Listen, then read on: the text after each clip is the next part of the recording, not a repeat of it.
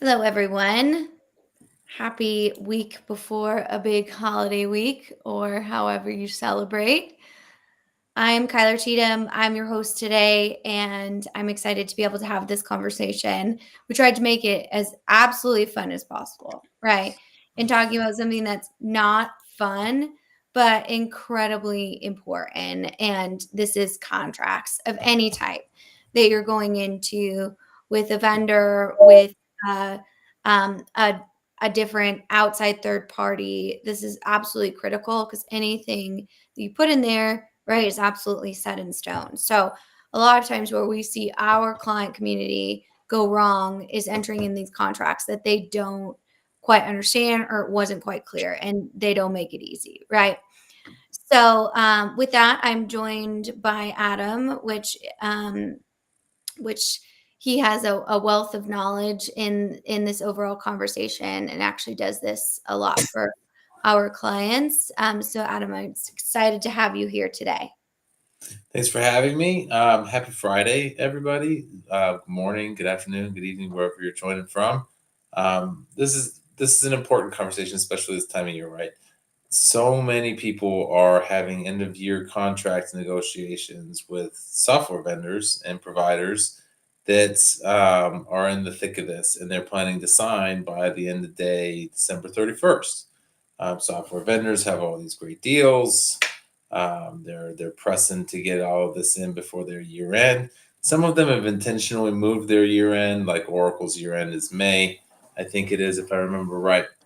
Um, and there are others that are farther, like June, the fiscal year end for whoever. But right now, very many people, very many software vendors, very many providers are in the thick of their year end. So they're trying to figure out how to close some deals and um, make things happen fast, which can be challenging because they're doing that not just with you, they're doing it with a lot of other folks. So their capacity on it is limited. And so they're trying to move fast. You're trying to move fast because they're applying pressure and can cause you to make some mistakes if you're not paying attention to your contract stuff. So it's that time of year for a lot of fun things. So Yeah, absolutely. I mean, I think these lessons can really be evergreen. We tried to make it as holiday themed as possible because we're like, hey, let's do something fun, but talk about the thing that nobody wants to talk about while layering it in to a fun holiday theme. So these are important to read. They're critically important to understand. We see a lot of times what can happen when we don't do that. So before we kind of get into the nuances of what you should be looking for, what you should be considering, what can happen when you enter into these contracts and you don't really know what you're getting into, or you thought you bought something that you didn't really buy, yeah, um, and all of those different things. So kind of set the stage for us about like why this is so critical. well, I'll give you a live example of a Live. contract for a client that was signed months ago that we are figuring out how to unravel the problem right now. So um, they have two software integrations that are in scope for this project. They're two very specific. One's their Salesforce and document management. Okay, very specific. There's a mistake in the statement of work, which is a contract. Make no mistake, your statement of work is a contract that you're going to sign, and they're going to say, we're going to do these things. There's a mistake in that statement of work that says HRMS integration. It calls out a human resources management system integration. It does not call out a document management integration. The problem here is that we've been working on, the vendor has said and said time and time again, we are that was a mistake. We meant document management integration. Okay, so what does that mean? It means a lot of things, but it also means that it's non-specified. So we have a number of different problems that are coming from this. One is that this non-specific document management integration is only minimally in scope. Oh, you want to talk about document expiration dates? That's not in scope. Like, well, what is a document management system to you? Right? Like, are we just storing documents? Because that's not management, right? So that's thing one, and there's a change order that's being requested for that part of it, which is referenced as out of scope and is going to require additional work. Okay, fine. That's normal. Change orders are a regular thing. While your requirements were more complicated now than they were before, fine. That's it. The problem that we're now running into is that somebody has referenced the HRMS integration for this project, and so now it's a problem that has to be solved. Now we're talking about HRMS integration being in scope because it's in the statement of work, and somebody who wasn't involved in that conversation has now made it a conversation. How are we going to how are we going to integrate with the HRMS? All of a sudden, we're talking about integrating with Workday for a quality management system. That is not useful. It's not only not in scope, but the information that's in an HCM HRMS like Workday is not useful in a QMS system. There's no data in that that's going to be that is in scope or required for this project. But we got to solve for it. It's in the contract now. And now that we thought we solved for it, it's come up again. And what's going to end up happening now that we have this document management systems over here, this is what we meant by that. And now we're talking about HRMS specifically as in scope. That conversation is going to gain legs. And what's going to happen by the time we finally say that we are not doing that, somebody's going to say, well, that's what's in the contract, so that's a reduction in scope. And somebody's going to, wait, whoa. That was the document management system that you just crossed off. Well, that's not what the statement of work says. And the statement of work is the master document at this point. So what we're at risk of, the problem that we're at risk of having is not just eliminating the HRMS from scope, which should happen. We are at risk of now losing the scope of the document management system because it's not in there. And our misunderstanding will become a reduction in scope because of what's in the statement of work. And that was not caught before they signed the agreement. So that's something that is a small example of what can create problems along the way. I mean, it doesn't sound like a small example to me. It sounds like a huge issue, obviously. And so, I mean, just to break that down, to touch on the statement of work, is that the same as a contract, or is that a It is totally different piece? So let's break a couple things. This is a good question worth walking through. Okay, for the most part, you have four things that you need in order to sign, in order to start a software implementation. They may all four things come from the same document. They may come from four separate documents, but you need at least four things. One is the order itself for the actual software. How many licenses am I going to buy and for which modules? Right. That is thing one, typically called an order form. Okay. Thing two is the software terms and conditions. Sometimes called an MSA, sometimes called a cloud software subscription services agreement, whatever. It's the document which dictates the terms and conditions for which the software will be used, not how it's implemented, how it will be used and managed by the vendor. These are our cloud update protocol. These are our subscription renewal dates, all of those things that are the terms and conditions of what it is you can expect from them, how they're going to manage data in the software, those types of things. All terms and conditions, different than the actual purchase of software. Because if you buy more software, it will still fall under the terms and conditions of the master services agreement for the software. Master software services agreements. Every vendor's got a different name for it, but those are two clear purposes. Now we have terms and conditions, and we have an actual purchase of software. We have those two pieces. That's one part. Often come together, not always. The next piece that we need is a professional services agreement, which is the relationship with the organization who is going to implement this software. the terms and conditions for the professional services organization. Again, may be your software vendor, may be a system integrator, may be a value added reseller, maybe somebody else, but it is a master services agreement which is related to the professional services work that is different from the software. It's the you bought software. Now you need to implement it. The implementation side of it's that master services agreement, professional services agreement, whatever it is your vendor calls it, software reseller, whatever. So that's the third component, and the fourth is your statement of work. What are the actual services that are going to be provided in order to implement this program? So you have to have all four of those components.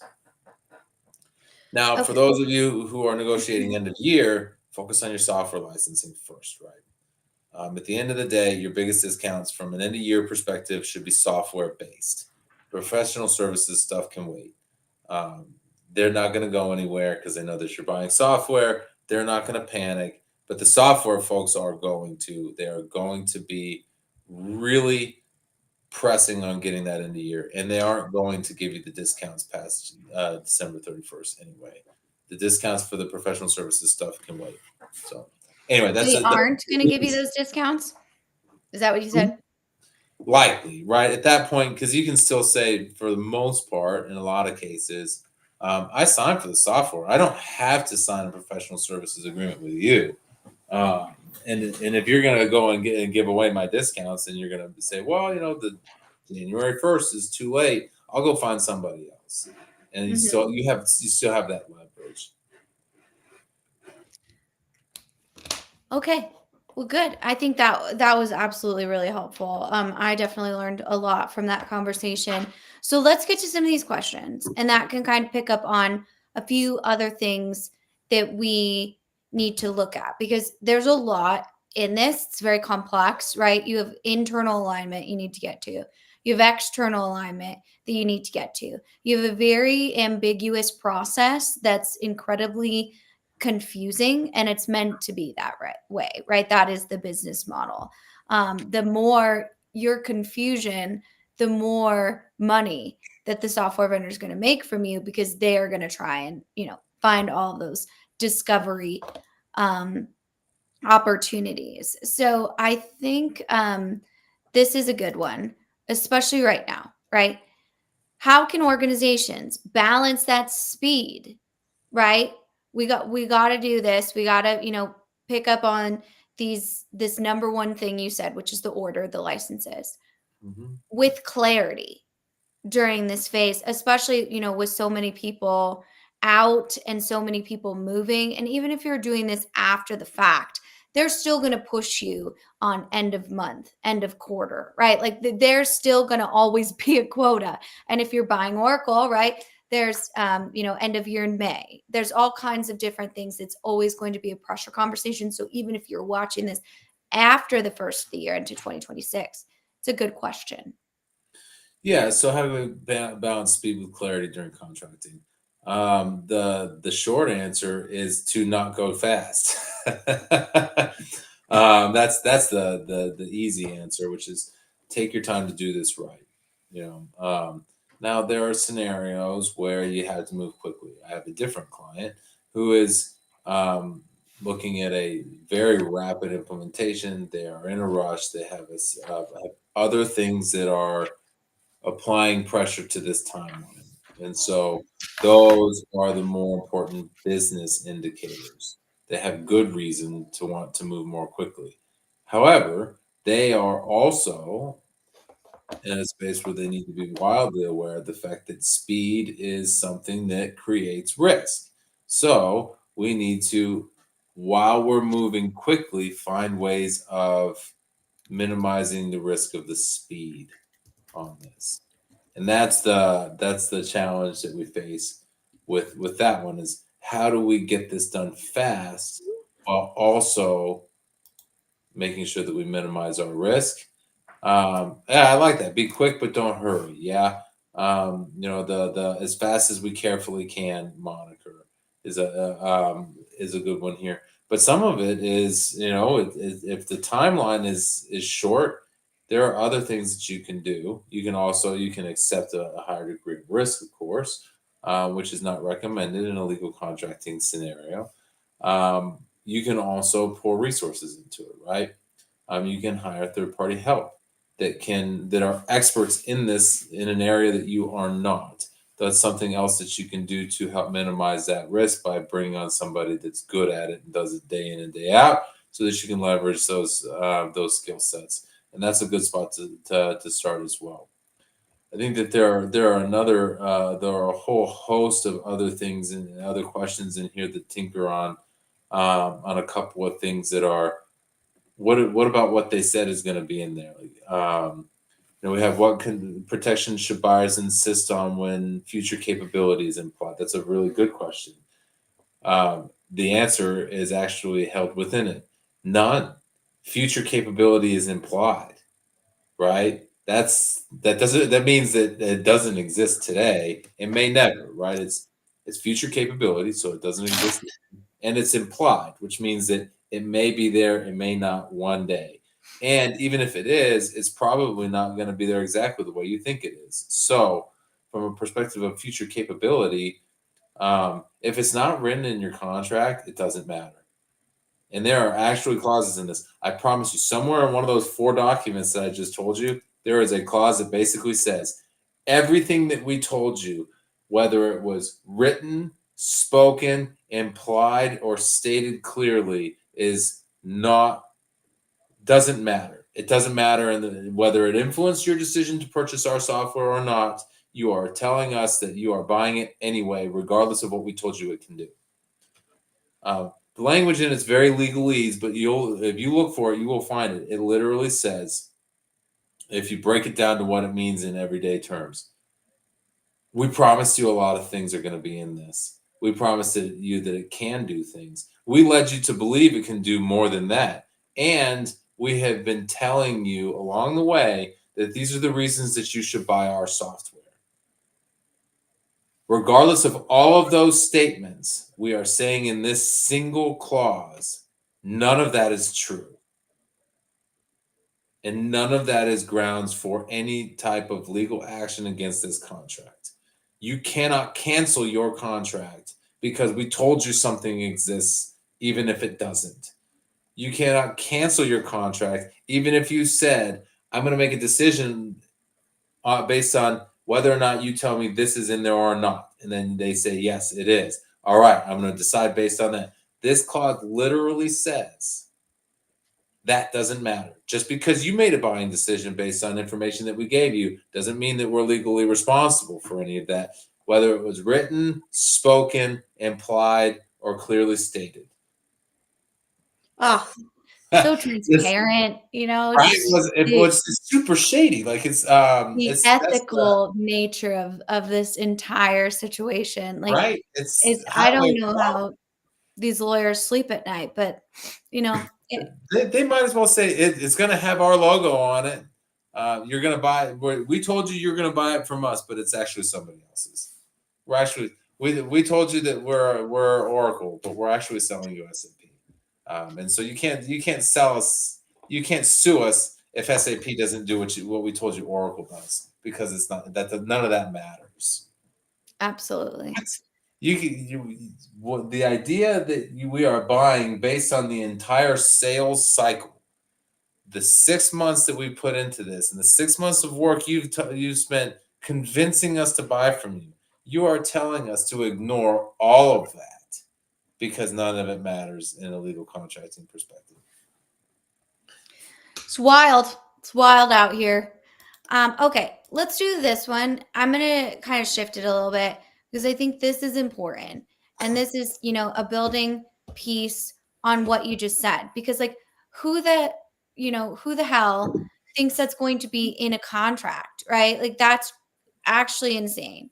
So who should be reading these in your organization? Who should be responsible for knowing what that means, whether it's, bringing in an expert, bringing in a SaaS attorney, like whatever you're doing, what what do people need to understand about the importance of reading this and who should be reading it?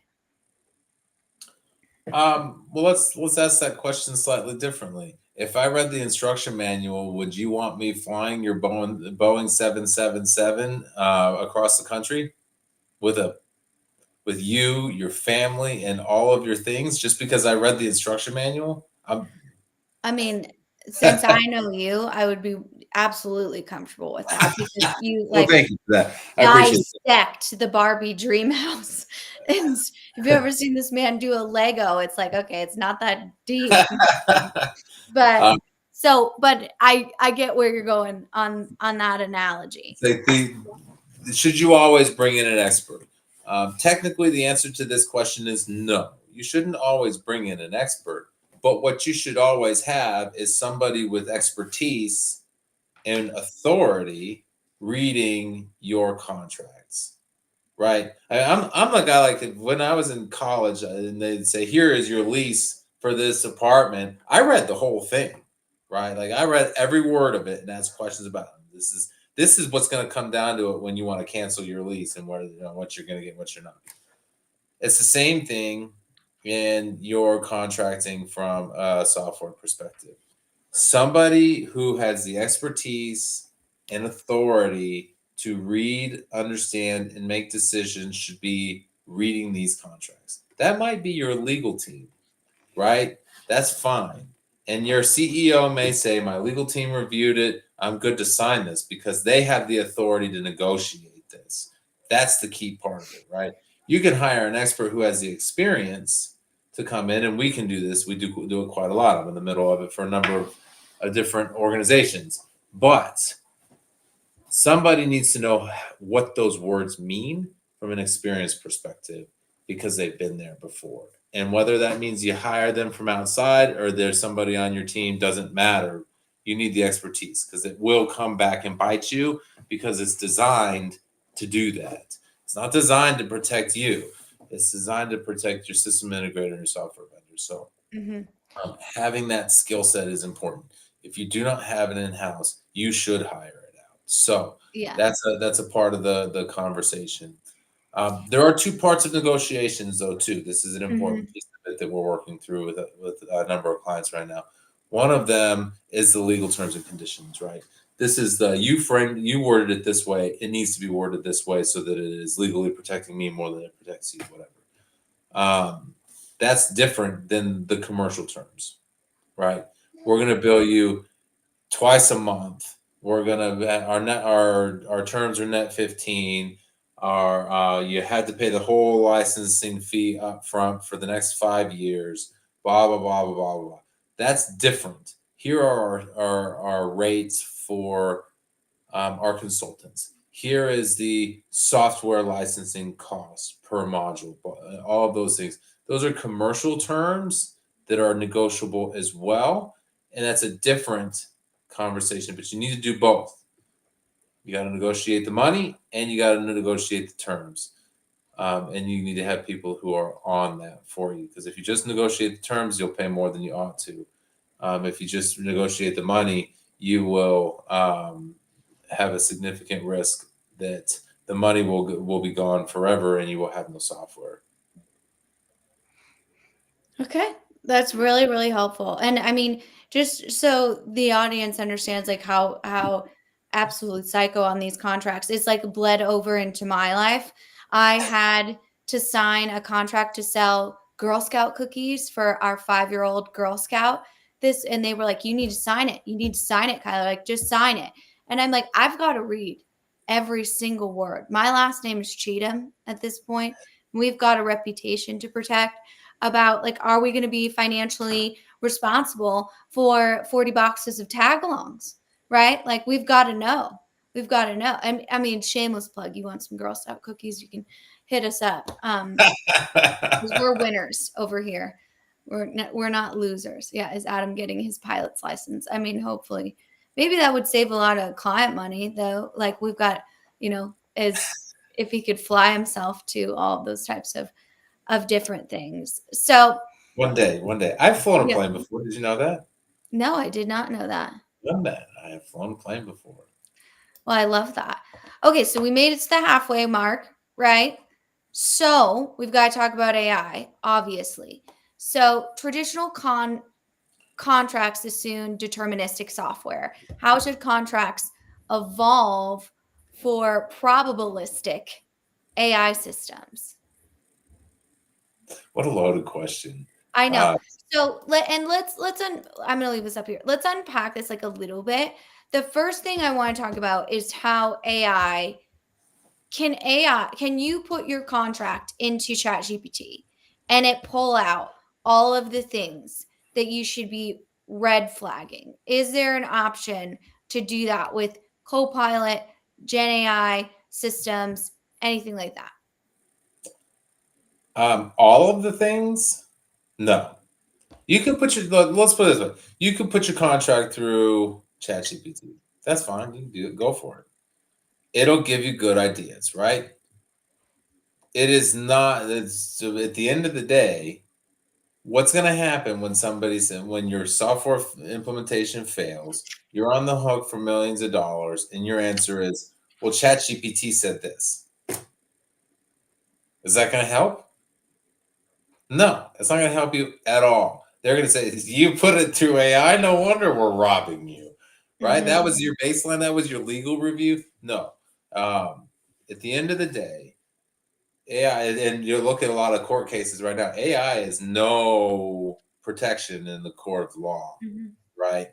There are folks who are in a lot of trouble because they Oh yeah. use AI Yeah. for the contracting. So it is a source of information from a contracts perspective. You can use it; it will identify holes. The biggest problem with this, though, try this. If you really want to know how AI can help you with your contracts, put it in AI, put it in ChatGPT, put it in whatever, and then start a totally different thread. Mhm. Put it in again. See if you get the same answer. You won't. That's interesting. We should test that out. That sounds fun. 100% certain. That's why there's a ask this question again button on ChatGPT. It says, let's rerun that. And you get a totally different answer. It's Hmm. not like Google, where you Google the same exact term once and the algorithm gives you the same exact things, where you can backtrack and say, man, I remember what I Googled, but I can't figure out where that website was. But I Mhm. remember I scrolled down about halfway. I'll put the exact same thing in. And you find that same link. As long as it's within the right amount of time and Google hasn't changed their algorithm since, for the most part, you'll find it in exactly the same spot.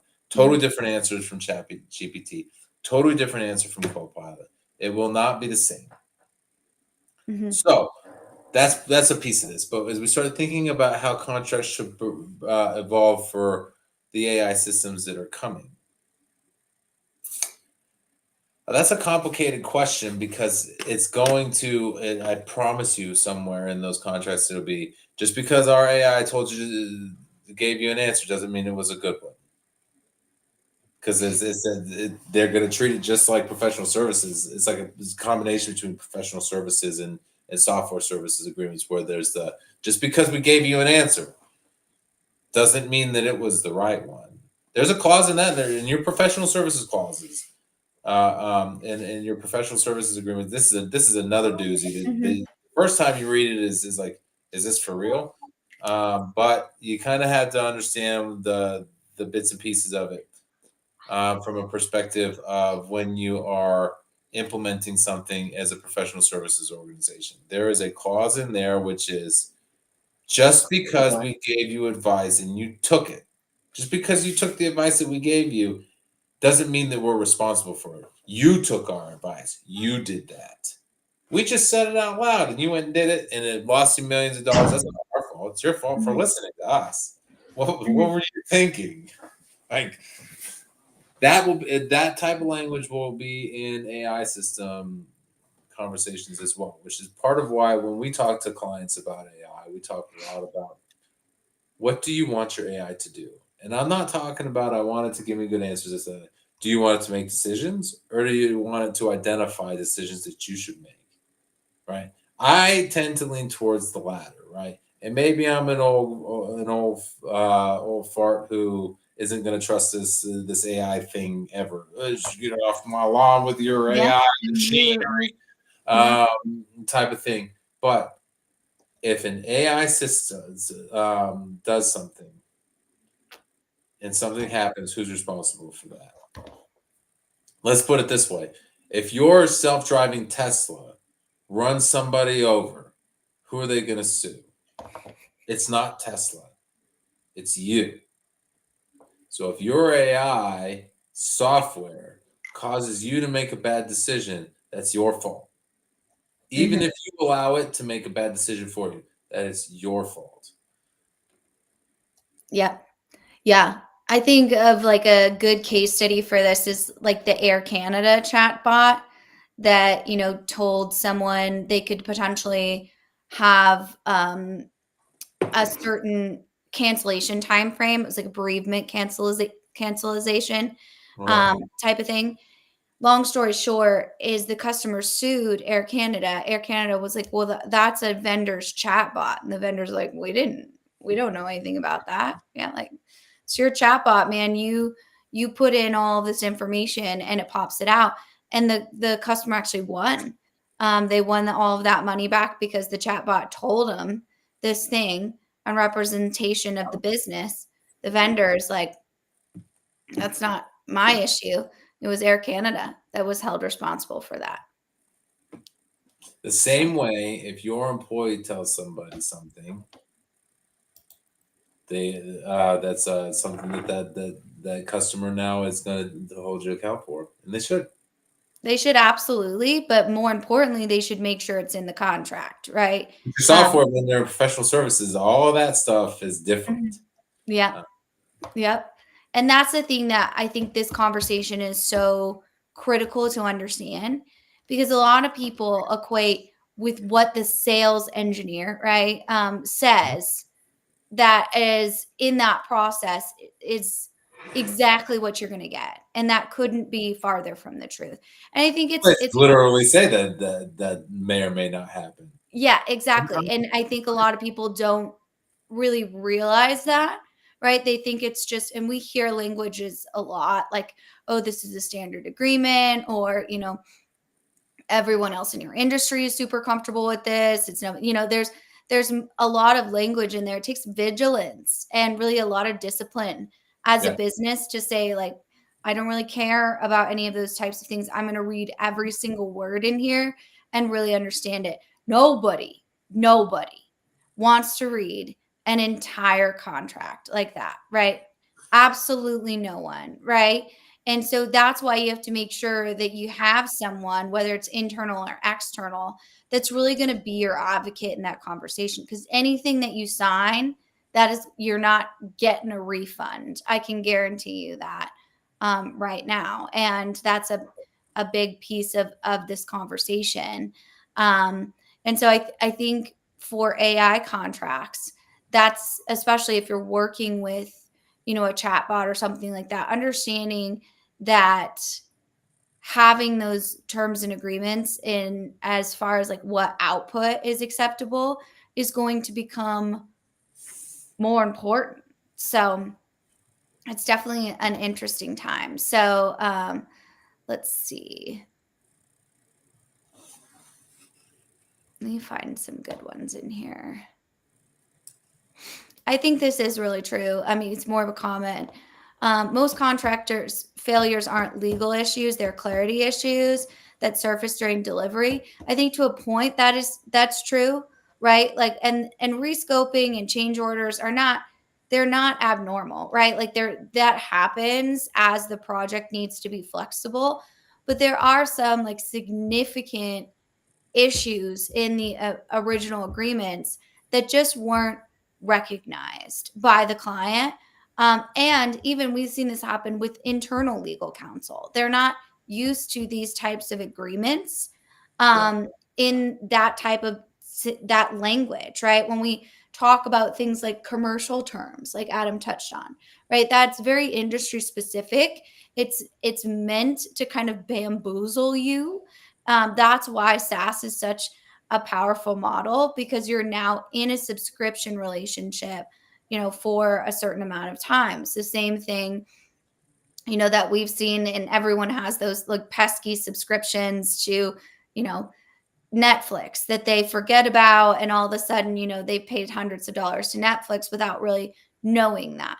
That's why you see all of this pressure to move to vendor SaaS systems, and them even deciding if they would even sell you something that's not the most profitable system for them. Yeah. Well, and there are also a couple of things in here that I think are worth picking at. Was very early in the conversation, we had a comment through YouTube. What's the cost of discovering constraints after work is already underway? We also, related to that, we have when it comes to the statement of work, how do you ensure that there's no gray area? You kind of can't in this. And the cost of discovering constraints after work is already underway. There's a reality in this that's built into these contracts in the way that they're facilitated, which is you have to get as much as you can, but it will never be perfect. Which is really really hard to hear out loud when you're signing a contract that is this is a forever thing. But at the end of the day, you will identify requirements that you didn't know you had. Unknown unknowns are a real thing. Those will happen. And in some cases, there'll be major requirements and they will cause the need for a change order. That's why those things are the way they are. The key is to be in a position where you have gotten everything that you can on the table before you get into this. Then that way you've gone through and asked, what do I not know?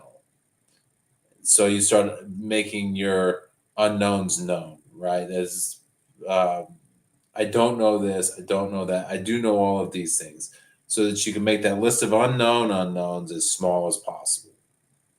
Then from there, when they come up, you have a structure for handling them. And some of them will be things like, I had no idea that we were doing this way. And I promise you, there are things that are happening in your company you have no idea are happening, especially how, right? Which is fine, it is what it is. That becomes a request for a change order, and that's all right. There's space and time for this because you still have the ability to say, do I need this, yes or no? And if I do, how much is it going to cost? And what are my options for being able to deploy this, right? If I don't go through the process of actually documenting and saying what I need, then that list of unknown unknowns is massively long, and everything's a change order, right? Oh, you wanted the ability to create an invoice and send it. Whoa, whoa, whoa, whoa, whoa, whoa, whoa. Yeah, we created you lots of invoices. Sending them electronically, that's a totally different story. That's a change order. It's the stupidest thing I've ever heard. But it's now you got me in a position where I can't do anything about it, right? Because I didn't do my homework. Uh, I need to be able to create an invoice and send it in multiple languages and multiple currencies based on the customer records language of choice. That may be different now. And if I send it to that same customer, if I send it to this address, it's got to be in that language. If I send it to this address, it's got to be a different language. All right, we didn't really think that this was a requirement of our customers because we didn't talk to the person who translates all of these invoices. But we do have an actual customer requirement that we didn't document, and now we have a problem that we need to solve. Okay, what are our options? That we could have that same person continue to translate all of our invoices, or we'd have the software do it. That's a customization, blah, blah, blah, blah. Now we're talking about something we ought to be, as opposed to something that we didn't think about hard enough at the beginning. Absolutely. That's such a good point. There, because and I mean, I think that level of radical acceptance is, there's always going to be some gray area, but there's not going to be a level at which that you don't have to be disciplined on your requirements. It's the same thing we talked about last week. If you haven't seen that video, I highly recommend it. You can find it on the Confluential YouTube channel or on our LinkedIn profiles. But that piece kind of really talks about the discipline of requirements and how you actually capture them and how critical they are to the entire process before you even get to this step. For sure, you should have gone through all of those different pieces, but you're not going to get everything. And sometimes, a change order will be required. It just is, you can't assume that your vendor, even though they say they're a partner, they're not going to make that leap for you. You have Yeah. to figure that out, and sometimes that's painful to go through. Well, and I think that what's another thing that's important about this part of the discussion is that having people help you with this is a significant effort, right? So I've got all these contracts that I'm working through, and now that I've got all these contracts that I'm working through, I feel like I need some extra help with this, but I don't have time for that. Hmm. That's a challenge along the way. And the reason I bring this up at this point is that I like the concept of an implementation network, right? I am a firm believer that you should have your software integrator focused on the software. Don't ask them to do something that's not in their set of core competencies. Don't ask them to provide you advice on change management. Don't ask them to run your entire program management office. Don't ask them to do any of those things. They are not good at those things. And even Hmm. if they were, it's not catered towards your interests, it's theirs. They are running this program so that they can get their part done, which means they get paid, right? As far as going live as so that's their target. Where the bits and pieces fall out after that, that's your problem. We went live, pay us our money, right? That's if you if you put yourself in a spot where your system integrator is managing all those bits and pieces, then the only thing that they will be accountable for is collecting your money and turning on the software. That's it, right? So ask them just to be accountable for the things that you know that they're only going to take credit for anyway, right? That's your job. Don't give them other jobs that they're not going to say that they're responsible for when the shit hits the fan, right? That's not my problem. That was yours. So hire somebody else to do that. The problem is that when you start really getting into this, you're talking to a software vendor, you're talking to a system integrator, and now our problem is that we need somebody else to play this role. But we got to get this contract signed. We got to get this up and running. We got to get started. You're already in the kickoff mode, and Hmm. you're like, now I got to talk about another partner, another set Hmm. of contracts. Yes, yes, you do. Because I can Hmm. promise you, if you don't do that now, it will become your problem later, and that problem will be bigger and will cost you more money because you'll be Hmm. asking somebody to do something that they're only doing for the money. They're not good at, and they are going to wash their hands of that responsibility as soon as you have a problem. They say the Absolutely. one throat to choke, one hand to shake. Whatever stupid moniker they're using is just another sales tactic that is going to show up in a clause that says, just because we told you that we'd be responsible for it doesn't mean that you should buy based on the fact that we Hmm. told you that we'd be responsible for it, because we can't be responsible for anything that we told you other than what's written in this contract, which doesn't include that we will be responsible for that. Absolutely. I mean, so I mean, just to play devil's advocate in that, though, to kind of unpack this, that is another set of contracts, right? But then it's also another set of expectations to manage, right? And another level on your team that you need to kind of now manage this network, not just one vendor. How do you approach that? That's a great question, and the person that you should be talking to is somebody that can help you manage that network, right? Someone who's actually willing to say that that is my responsibility, and if it falls apart on that, you can fire me for that Hmm. because I didn't do my job, right? That's what you should be talking about. And the last thing, and this legal is going to be the king of this, but the last thing that should be a piece of your logic that is, yes, Marcus.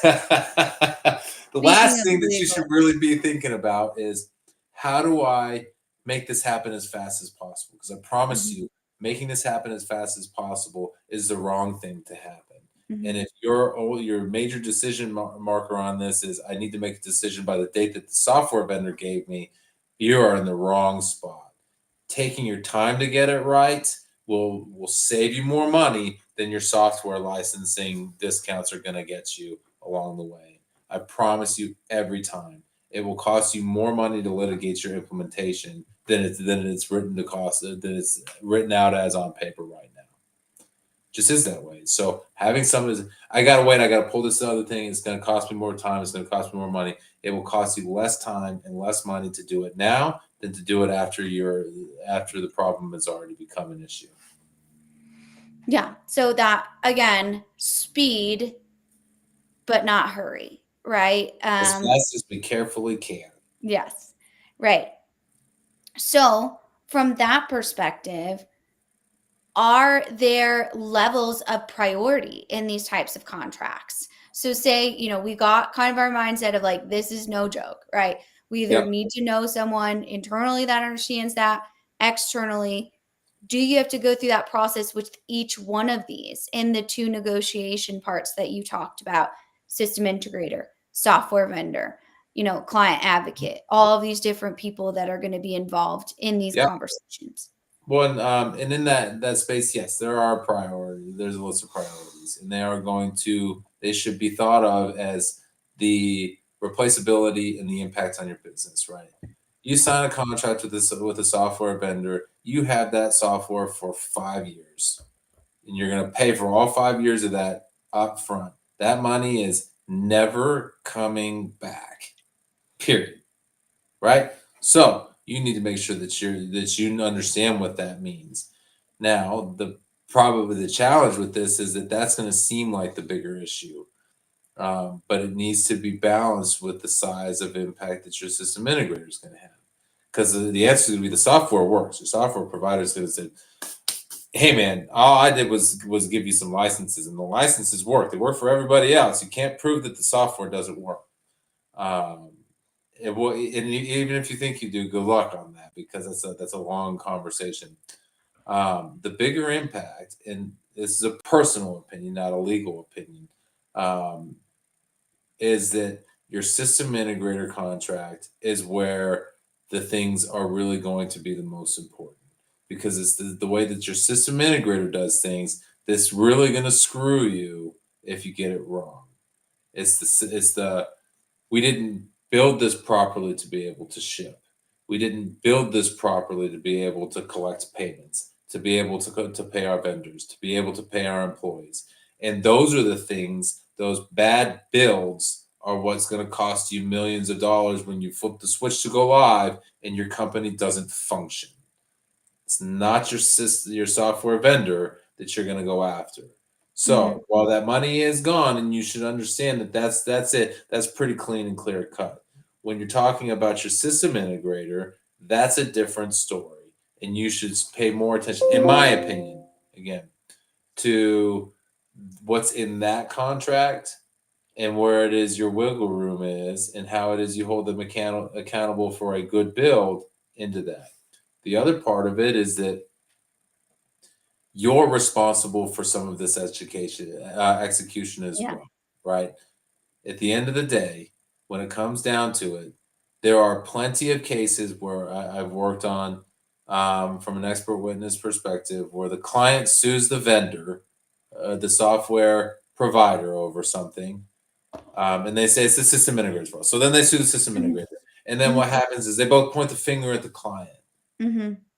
And the clients, I promise you, you will not be able to say that you are as clean as a whistle in this. You will have made mistakes, and those mistakes will lead to wiggle room in interpretation, and that's where you're absolutely toast. We didn't do our part, you didn't do your part. And then when you start to bring it in front of a group of people who are going to make this decision, whether it's a judge or an arbitrator or whatever, they're going to say, "Well, everybody screwed this up.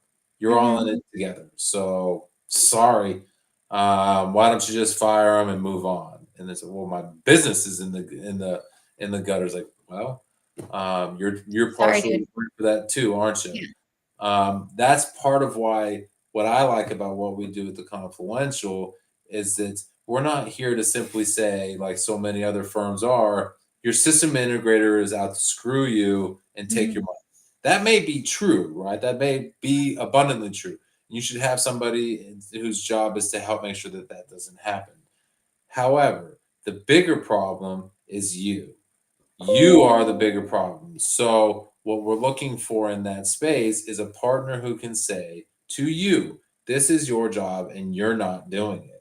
Mhm. In that way, you have two benefits. Number one is your likelihood of keeping things on track is significantly improved if you have a coach who can tell you how to do it, Mhm. right? Yeah. The second piece is then that way, if you do have a problem, you can show all of the work that you did to get it right. And that still might not help. I'm not saying that this is a silver bullet by any means, but it does help quite a lot from a perspective of being able to do things properly.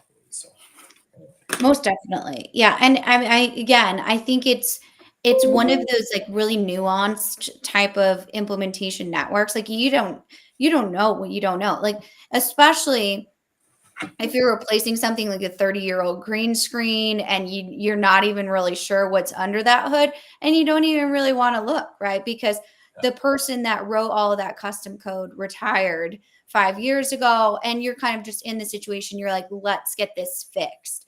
But you have to be intentional about each one of these agreements that you go into for Mhm. your own sake, right? Yeah. I'm not sure if I froze or if you can still hear You did. me, It's a beautiful shot. but I think and this is at the end of the day, um, you should do your homework on this. Mhm. Signing a contract at any given point in time will always be a risk, and there are Mhm. ways of reducing that risk to as small as it can be. And sometimes it's still a pretty big risk, and it's your job to figure out how to shrink those things. And I think that that's important. I think that there's to come back to the conversation we started last week on rehabilitating things and getting things better. I Yeah. talked to guys about my shoulder, right? And how it is I was going to go through the due diligence of figuring out how am I going to strengthen it, how am I going to listen to it to determine whether or not rest or strengthening was important. And I think that for me in this conversation with contracts, the thought process that I'd like to apply here is you can go to a gym, you can sign a contract with the gym. Gyms are just as bad as Absolutely. I was distributors, like, right? that's a genius example. And what's going to happen? I'm going to sign a contract with the gym, and I'm going to tell them, look, I got a bum shoulder. I'm trying to figure out whether or not rest or rehabilitation is more important, strengthening, what type of rehab, this type of thing. And they're going to say, we got somebody that can help you with that. We got a personal trainer, this, that, and the other. And so I'm going to talk to this personal trainer. I do my own work on this from a perspective of listening to my own body. So it's kind of my gym is literally right underneath me right now, in the garage. But at the end of the day, you're going to sign a contract with somebody who says they can do some things and some stuff. And what's going to happen if I go into that gym and they told me there's strengthening is the answer? Because for them, if I'm not working out, then I'm not using the gym, and that's their product, right? So they want me to use their product. So I'm going to go work out because that's going to be their recommendation. And then what happens when I blow out my shoulder? What are they going to say? Well, it's your shoulder, man. Like you're gonna have to get surgery on that. And I said, well, my shoulder's blown out. I took your advice, and I said, well, that's your problem, not mine. You took our advice, but that's not. We're hands off on that. You blew your shoulder. You're responsible for that. And then what am I going to do? And say, well, then I'm going to cancel my gym contract. And they'll be like, oh, I'm sorry, you got the wrong phone number. Please call back during the hours of doesn't exist and doesn't exist. And all of a sudden, I can't cancel my gym contracts either. And I said, what is happening here? They're continuing to take my money. I got to cancel that card. And then they're still going to come after me because I signed somewhere that says I will pay this gym contract in perpetuity unless I pay a $500 cancellation fee in the to get out of this in 90 days. Like, Mhm. well, I can pay $300, $100 a month for this, so $500 is more than that. So I might as well for the next 3 months. And now I'm in this circular gym logic Mhm. on contracts and all that trash because I didn't read things and didn't make a good decision for Mhm. myself on how I should be responsible for my own rehab on my shoulder. Yeah, and the only other point I'll put in there is like you're not an expert in gym contracts, right? It's Like true. you didn't have any idea like what you were really signing up for. Other people have the gym, other people talk about the gym online, other people have gotten results from the gym. Like Yeah. that is very similar to the Look at that pressures. guy over there. He's Yeah, squatting he looks 400 great. pounds. Yeah, and Yeah, he's, dude. he's your Lightweight. age, he's, in your, now all of those different things, that's what you're kind of swimming upstream Yeah. against. So we unfortunately we both have to get to other meetings that we have to talk to. our actual clients. Not that you all aren't amazing and important, but we definitely wanted just to like turn the tails to how grateful we are for you all this year, and all your support in us, kind of going and starting our business. It's been 2 years now, which is shocking. Almost in that conversation. But from the bottom of our hearts, we wanted to wish you, very happy holidays. Hope you take intentional time, not only with your contracts, but with your families as well. And have some fun. And we will actually see you. We might pop in on the week of, now, it probably will be after the first of the year on January 2nd when we'll see you again. So thank you all. Happy holidays to you. Very happy new year. And we can't wait to see what you come up with on smart contracts next year. So with that, we'll see you later. Thanks, guys. Thanks, Bye. everybody. Bye.